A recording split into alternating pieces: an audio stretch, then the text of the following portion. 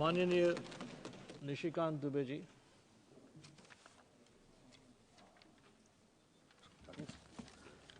धन्यवाद सभापति महोदय।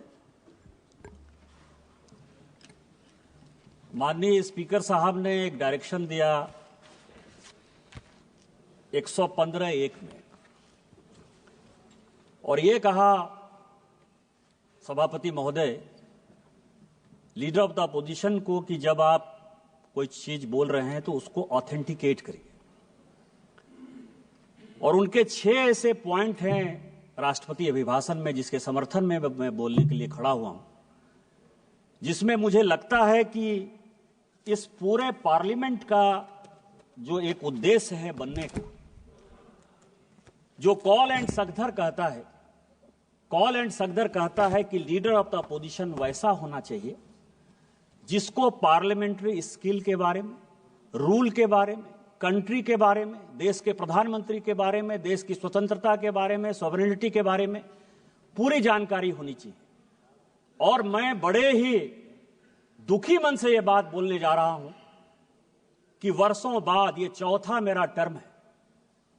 इस चौथे टर्म में मुझे पहली बार एक ऐसा लीडर ऑफ द अपोजिशन दिखाई दे रहा है जो दुनिया में भारत कैसे कमजोर हो, देश के कैसे टुकड़े हो, किस तरह की विदेशी ताकतों के साथ मिलकर यहां की सोसाइटी को बरगलाया जाए, गलत बयानी किया जाए।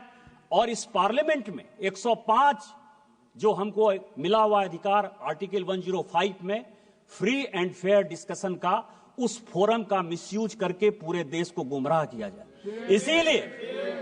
इसीलिए आपके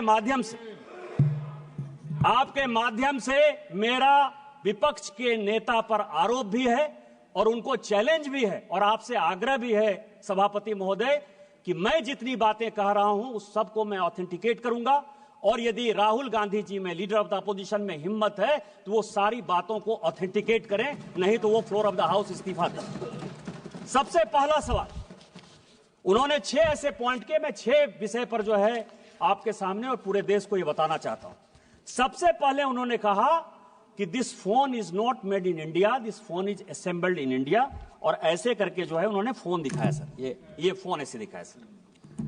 अब आप समझिए सर, अपने दिल से जानिए पराये दिल का हाल। कांग्रेस ने इस देश को किस तरह से विदेशियों के हाथ गिरवी रख दिया, ये मैं कहानी बताना चाहता हूं। ये मैं पेपर लेकर आया हूं सभापति महोदय। ये ITA 1 जब चिदंबरम इस देश के वित्त मंत्री थे, चिदंबरम जी इस देश के कॉमर्स मिनिस्टर थे, 96-97 में इंटरनेशनल टेलीकॉम एग्रीमेंट ITA 1, ये पूरे देश को जानने का सवाल है। ITA 1 में उस वक्त केवल 14 कंट्री सिग्नेटरी थे। पूरी दुनिया में 195 कंट्री है। चाइना उस सिग्नेटरी नहीं था, उसका पार्ट नहीं था। लेकिन इस देश को बेचने के लिए जो सॉफ्टवेयर, हार्डवेयर, इलेक्ट्रॉनिक्स, टॉयज, ये सब जो पूरी दुनिया में बनाते थे मैन्युफैक्चरर, यूरोपियन यूनियन के दबाव में इस सरकार ने और उस तत्कालीन वित्त मंत्री ने पैसे लेकर उस एग्रीमेंट को साइन कर लिया। और क्या साइन कर लिया ITA 1? कहा कि कोई भी कंपोनेंट आप लेकर आ जाओ, कोई भी कंपोनेंट हार्डवेयर का, इलेक्ट्रॉनिक का, टॉय का, कोई भी लेकर आ जाओ, 0% ड्यूटी लगेगी, 0% ड्यूटी। और जब आप वो एग्रीमेंट साइन कर लिए, धीरे धीरे करके सभी चीजों पर 0% ड्यूटी हो गई। टॉय पर हम नंबर 1 हुआ करते थे, खिलौने सभी चाइनीज आ गए। जो ये मोबाइल है, ये मोबाइल चाइनीज आ गया, इसके जो इक्विपमेंट है वो चाइनीज आ गए। आपने जब देश को बेच दिया, संजोग से ये पीयूष गोयल जी आ गए, कॉमर्स मिनिस्टर हैं, तो रोपा पेड़ बबूल का आम कहां से हो? आपने देश को बेच दिया, गिरवी रख दिया। 2014 के बाद जब इस देश में माननीय प्रधानमंत्री बने, उन्होंने कहा मेक इन इंडिया को आगे करेंगे, हमारे देश में मैन्युफैक्चरिंग सेक्टर आगे जाएगा। सारी टेलीकॉम कंपनियों को उन्होंने कहा आज तो असेंबलिंग हो रही है। और पीयूष गोयल जी मुझसे ज्यादा बोलेंगे कि 2015 में जब ITA 2 आया कि इसको साइन करना है, तो माननीय पीयूष गोयल जी ने जाकर, इस सरकार ने जाकर माननीय प्रधानमंत्री जी के आदेश पर ITA 2 का सदस्य आज तक हम नहीं बने। और यही कारण है कि हम आज इस मोबाइल के नंबर 1 मैन्युफैक्चरर हैं। आप ऑथेंटिकेट करो। आप AI की बात कर रहे हो, आप प्रधानमंत्री को मैन्युफैक्चरिंग समझा रहे हो, प्रोडक्शन समझा रहे हो, कंज्यूमर समझा रहे हो। आपने जो देश को गिरवी रखा, आपने जो देश को बेचा, यदि आपके पास प्रमाण है कि माननीय प्रधानमंत्री जी ने यहां के मैन्युफैक्चरिंग सेक्टर को नहीं बढ़ाया, चाइना को उन्होंने बैन नहीं किया, आज चाइना को कंपटीशन यदि हम नहीं दे रहे हैं, तो आप ऑथेंटिकेट करो, नहीं तो आप देश से माफी मांगो कि आपने माननीय प्रधानमंत्री जी के इमेज को खराब किया। दूसरा, बॉर्डर का सवाल है। फिर मैं कहूंगा सर, मैं कई एक किताब कोट करके आया। उन्होंने कहा बॉर्डर में चाइना जो है लेके चला गया। वैसे राजीव रंजन सिंह जी मुझे बहुत कह रहे थे कि चौकीदार वाला बात कहा और सुप्रीम कोर्ट के जजमेंट से जो है भाग गया। ऐसे ही भगौड़ा है, झूठ बोलने की आदत है, कभी झूठ बोल दिया और कहीं दबाव आ गया तो वापस चले जाते हैं। लेकिन इस देश के बॉर्डर और सैनिकों के लिए बहुत इंपॉर्टेंट बात है। क्या बात कहा उन्होंने सर? कि माननीय प्रधानमंत्री जी, जिनके पीछे वो तीसरी बार देश के प्रधानमंत्री बने, 140 करोड़ लोगों का जो विश्वास है वो माननीय प्रधानमंत्री पर है, इसीलिए तीसरी बार उनको प्रधानमंत्री बनाया। दुनिया के फोरम पर जब वो जाते हैं तो आज दुनिया में चाहे रूस यूक्रेन वार हो रहा हो, चाहे यूरोपियन यूनियन में परेशानी हो रही हो, चाहे इजराइल में परेशानी हो रही हो, फिलिस्तीन में परेशानी हो रही हो, पूरी दुनिया भारत की तरफ देखती है। लेकिन ये किसने पैदा किया? मैं लेकर आया हूं सर आचार्य कृपलानी। सभी को जानने वाला सवाल है। आचार्य कृपलानी कांग्रेस के बड़े नेता थे। उनकी वाइफ सुचेता कृपलानी जो है उत्तर प्रदेश की मुख्यमंत्री भी बनी। कांग्रेस पार्टी से आचार्य कृपलानी ने इस्तीफा क्यों दिया? यह देश को जानने वाला सवाल है। जब पंचशील के समझौते पर, हिंदी चीनी भाई भाई के नाम पर, जब नेहरू ने पंचशील एग्रीमेंट साइन करने का विचार किया तो आचार्य कृपलानी ने कांग्रेस में उनका विरोध किया।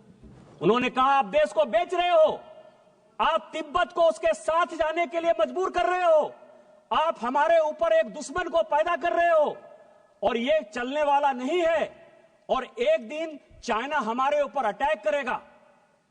इस गांधी परिवार ने नेहरू जी के नेतृत्व में आचार्य कृपलानी को ही कांग्रेस से बाहर कर दिया। इतनी ही बात नहीं, जब इन्होंने ये बात कही कि प्रधानमंत्री जी कुछ बोलते हैं और जो आर्मी के चीफ हैं या सेना के जो जवान हैं वो अलग बात बोलते हैं, मैं कोट कर रहा हूं सर, उस वक्त के जो एयर मार्शल थे, फील्ड मार्शल थे रॉबर्ट्स, उसने कहा पंचशील के इस सिद्धांत के बाद चाइना हमारे ऊपर अटैक करेगा और हमारी आर्मी इतनी मजबूत नहीं है कि हम उसका मुकाबला कर पाए। जब यह स्टेटमेंट बाहर आया, इसी फ्लोर पर नेहरू जी ने कहा कि आर्मी के जो लोग हैं वो गलत बयानी कर रहे हैं, मुझे अपने देश पर भरोसा है और मेरे पास इतनी सेना की ताकत है कि हम किसी भी देश का मुकाबला कर सकते हैं, चाइना क्या बात है। यह मैं उनका स्टेटमेंट 1960 का इसी फ्लोर ऑफ द हाउस पर जो है उन्होंने दिया है, उसको मैं कोट कर रहा हूं। और 61 में जब करियप्पा जी रिटायर हो रहे थे, फील्ड मार्शल करियप्पा बड़े फील्ड मार्शल थे, तो उन्होंने कहा कि मुझे फक्र इस बात का है कि मैं सैनिकों को मरते हुए नहीं देख पाया, उसके पहले ही मैं रिटायर हो रहा हूं। और जो 62 में हुआ ये पूरी दुनिया जानती। और उसके बाद क्या हुआ? लगातार हम चाइना के साथ बॉर्डर डिस्प्यूट में लगे हुए हैं। और मैं एक पेपर लेकर आया हूं सर कि 1981 में राहुल गांधी जी की दादी इंदिरा गांधी जी ने एक एग्रीमेंट साइन किया और उस एग्रीमेंट को साइन किया उस वक्त के चाइना के जो वित्त मंत्री थे, फॉरेन मिनिस्टर थे, आर्मी डिफेंस मिनिस्टर थे, हुआंग हुआ और इंदिरा गांधी के बीच में 1981 में समझौता हुआ। 1981 से लेकर 1987 तक जब इनके पिताजी भी बन गए इस देश के प्रधानमंत्री, 8 बार चाइना के साथ बायलैटरल हमने जमीन के लिए, बॉर्डर के लिए लगातार मीटिंग की, जो फेल हुआ। यदि चाइना ने नेहरू जी के समय जमीन नहीं लिया था तो इंदिरा गांधी ने वो कमेटी क्यों बनाई? राजीव गांधी ने वो कमेटी क्यों बनाई? 8 बार आपने उसकी 81 से लेकर 87 तक मीटिंग क्यों की? आप चाइना को पूरा का पूरा अक्साई चीन से लेकर पाकिस्तान जो आपने बनाया उस पर नहीं जाता। आपने सेना को घुसने दिया, आप लद्दाख तक पहुंच गए, आप अरुणाचल तक पहुंच गए, आपने तिब्बत को देकर हमारे माथे पर चाइना को बैठा दिया। आज माननीय प्रधानमंत्री जी के कारण एक बॉर्डर का डिस्प्यूट रिजॉल्व होता हुआ नजर आ रहा है। माननीय जयशंकर जी ने यही बयान दिया कि वो हमारे साथ बायलैटरल टॉक में है और जहां जो लाइन ऑफ एक्चुअल कंट्रोल था वहां पर दोनों सेना चली गई है। इस प्रधानमंत्री जी के जिस मजबूती के कारण चाइना आज पूरी दुनिया में परेशान नजर आ रहा है, आप जो है उस प्रधानमंत्री जी को प्रेज करने के बदले, पूरे देश में उनकी वाहवाही करने के बदले अपने चाहे नेहरू का समस्या हो, चाहे इंदिरा जी का समस्या हो, चाहे राजीव गांधी का समस्या हो, उस समस्या को जो है चूंकि आप रिजॉल्व नहीं कर पाए, आपने चाइना को माथे पर बैठा दिया।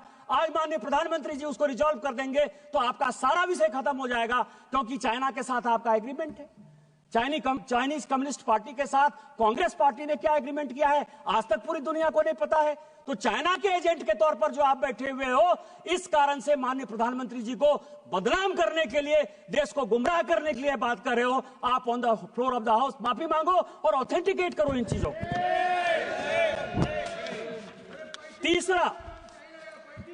तीसरा बात उन्होंने कहा सर जयशंकर जी के बारे में, अमेरिका के बारे में, कि हम जो है, जयशंकर जी लगातार जाते रहे कि माननीय प्रधानमंत्री जी कैसे जो है ट्रंप से मिलेंगे। आर्टिफिशियल इंटेलिजेंस की बात करते हो, कंप्यूटर की बात के 100वां साल जो है हम लोग अटल जी का बना रहे हैं। आपने अटल जी को भी कोट किया, मैं उनका बयान लेकर आ रहा हूं। उन्होंने क्या कहा सर? उन्होंने यह कहा कि कंप्यूटर का कोई बहुत बड़ा प्रभाव हमारे समाज में नहीं पड़ेगा। यही छोटा सा स्टेटमेंट है, यही उन्होंने भी कहा।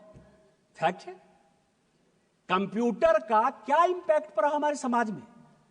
आज अमेरिका में भी सॉफ्टवेयर में भारत के लोग ही तो मजबूत है ना, हमारा ही स्किल पावर जो है पूरी दुनिया में आगे है ना।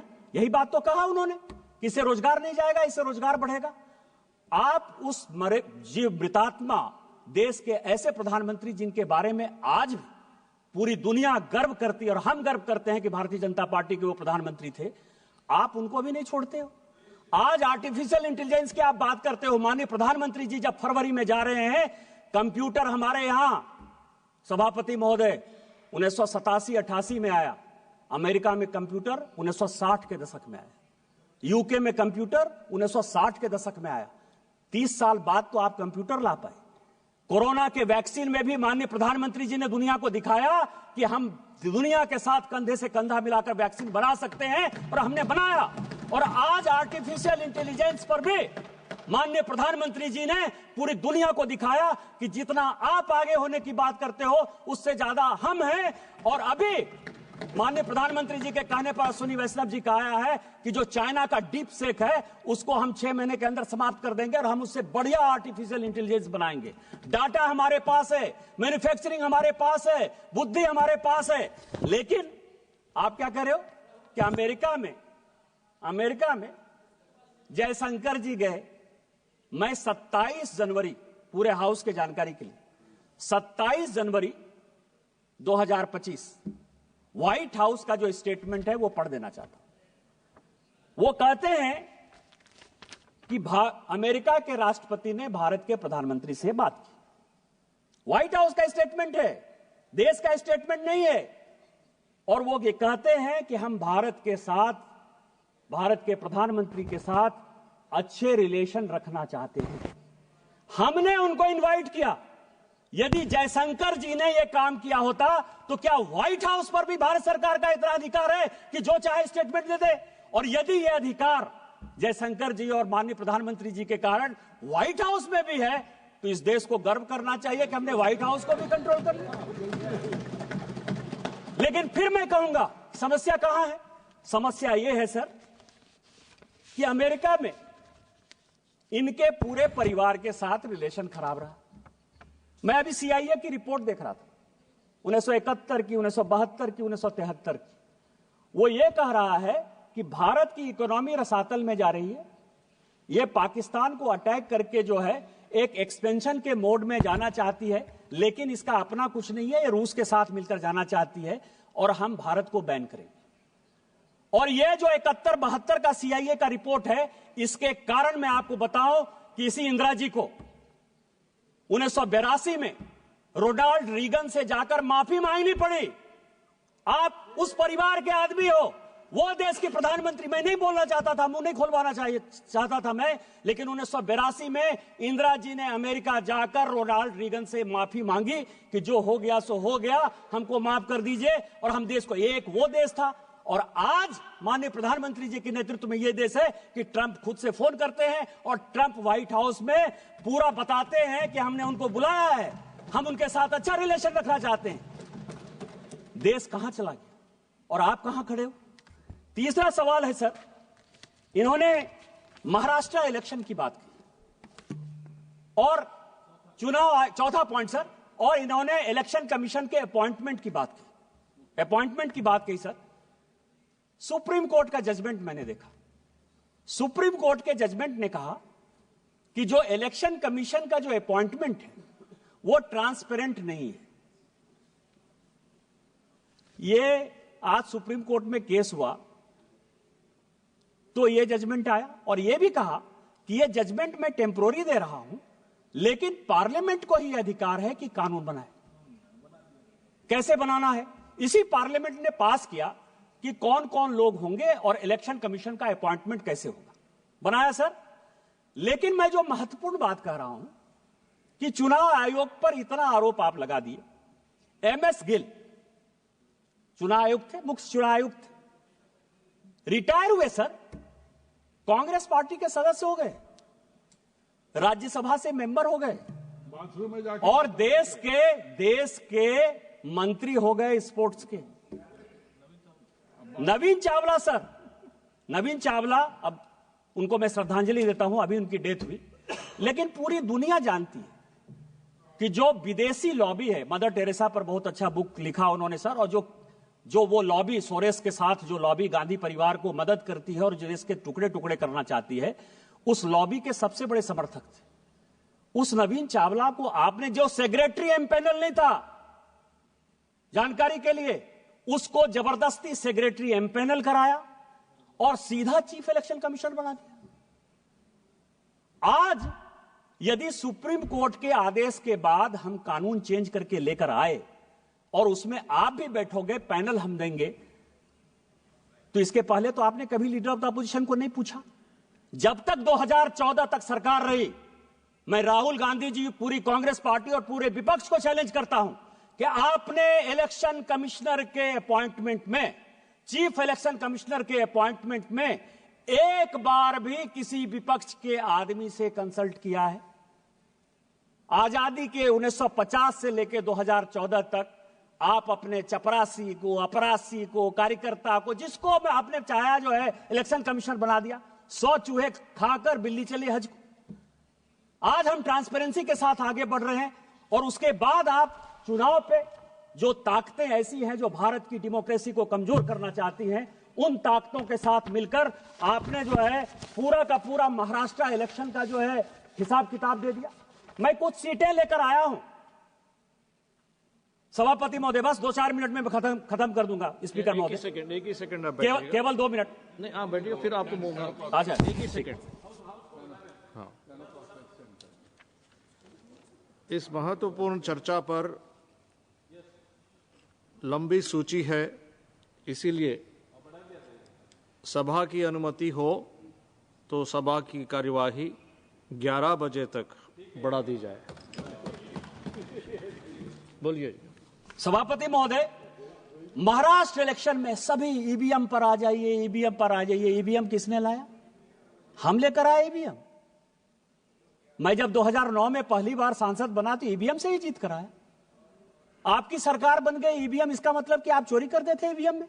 आप बताओ देश को कि ईवीएम जो है मैनिपुलेट होता है। नवीन चावला के माध्यम से हमने मैनिपुलेट कर लिया, MS गिल के माध्यम से हमने मैनिपुलेट कर लिया। माफी मांगो, और यदि आप ये माफी मांगते हो तो शायद इसके बारे में माननीय प्रधानमंत्री जी चर्चा कर सकते हैं। ईवीएम तो आप ही लेकर आए हो। लेकिन जो आपने जनता के मन में डेमोक्रेसी के खिलाफ, महाराष्ट्र के रिजल्ट के खिलाफ, महाराष्ट्र की जनता को जो आपने उसका अपमान किया, उस मैंडेट का अपमान किया, उसका कौन हिसाब किताब देगा? मैं केवल कुछ सीटें पढ़ना चाहता हूं सभापति महोदय। अकोला वेस्ट 18,000 वोट पड़ा, ठीक है, आपकी बात मैंने मान लिया। 1,000 से लेके 70,000 तक वोट जो है किसी किसी विधानसभा में बढ़ा है। अकोला वेस्ट 18,000 वोट बढ़ा, जीती कौन? कांग्रेस। नागपुर वेस्ट 22,000 वोट बढ़ा, जीता कौन? कांग्रेस। नागपुर नॉर्थ 23,000 वोट बढ़ा, जीता कौन? कांग्रेस। यवतमाल 13,000 वोट बढ़ा, जीता कौन? कांग्रेस।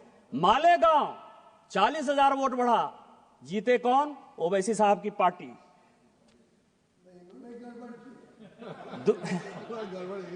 धानुआ 17,000 वोट बढ़ा, सीपीएम। भिवंडी 40,000 वोट बढ़ा, समाजवादी पार्टी। और मुंबई नॉर्थ 41,000 वोट बढ़ा, NCP Sharad Pawar. Kindly conclude sir. आप ये समझें, ये विधानसभा वाइज सभी पॉलिटिकल पार्टी चुनाव जीती है सर। आप किस तरह की बातें करते हो? हम लोकसभा में वहां कम सीटें लाए तो उछलने लगे कि जनता आपके खिलाफ है। और आज जो है, हम जब जीत गए तो आप जो है जनता को गुमराह कर रहे हो इस डेमोक्रेसी के खिलाफ, इलेक्शन कमीशन के खिलाफ। और जो टुकड़े टुकड़े गैंग के आप सरदार हो, उस टुकड़े टुकड़े गैंग में इस देश को टुकड़े टुकड़े करने की जो साजिश है वो आप कर रहे हो। आप ऑथेंटिकेट करो कि आपने जो है गलती की और आप जो है गलत बात बोल रहे हो। इसके बाद सर मैं एक और बस अंतिम पॉइंट सर, कि जातिगत जनगणना हो, ओबीसी को अधिकार मिले, एससी को अधिकार मिले, एसटी को अधिकार मिले, इससे कोई भी आदमी परहेज नहीं करता है सर। उस तेलंगाना का ही जो जनगणना आया है हाउस के लिए, 54% पर जो माननीय प्रधानमंत्री जी ने यहां कहा, और यह देश को जानने वाला सवाल है, खासकर पिछड़ों को और अति पिछड़ों को जानने का सवाल है। इस देश में 27% रिजर्वेशन इसलिए मिला है कि ओबीसी का पॉपुलेशन 54%। आज जो तेलंगाना की रिपोर्ट आई, जो आपका भी राज्य बगल का पड़ोसी राज्य है सर, वो कह रहा है कि 46% ओबीसी। क्या होगा? और उसमें क्या कर रहे हैं? वो मुसलमानों को जोड़ दे रहे हैं, ओबीसी में वो मुसलमानों को जोड़ रहे हैं। माननीय प्रधानमंत्री जी ने कहा है कि जब तक मैं इस देश का प्रधानमंत्री हूं और भारतीय जनता पार्टी का एक भी कार्यकर्ता है, वो ओबीसी के आरक्षण को बैकडोर से कभी भी मुसलमानों के पास नहीं जाने देगा। ये जो वोट बैंक की राजनीति है, इस वोट बैंक की राजनीति यही करने के लिए प्रेरित कर रही है। पिछड़ा, जिस पिछड़े की बात कर रहे हो, उस पिछड़े का सबसे बड़ा नेतृत्व करता माननीय प्रधानमंत्री खुद सामने बैठे थे। ये आपको दिखाई नहीं दिया कि ओबीसी इस देश का प्रधानमंत्री है? अरे उस आदमी को तो मनमोहन सिंह जी की अभी डेथ हुई है ललन जी, उनको वो भी नहीं दिखाया कि माइनॉरिटी के आधार पर 10 साल मनमोहन सिंह जी एक माइनॉरिटी इस देश के प्रधानमंत्री थे। द्रौपदी मुर्मू शेड्यूल ट्राइब महिला इस देश की राष्ट्रपति है। रामनाथ कोविंद शेड्यूल कास्ट इस देश के राष्ट्रपति हुए। आप किस तरह की बातें करते हो? आप बिजनेसमैन की बात करते हो। आज ही बड़ा बड़ा अखबार में तुलसी तांती का जो है एड छपा है। तुलसी तांती कौन है?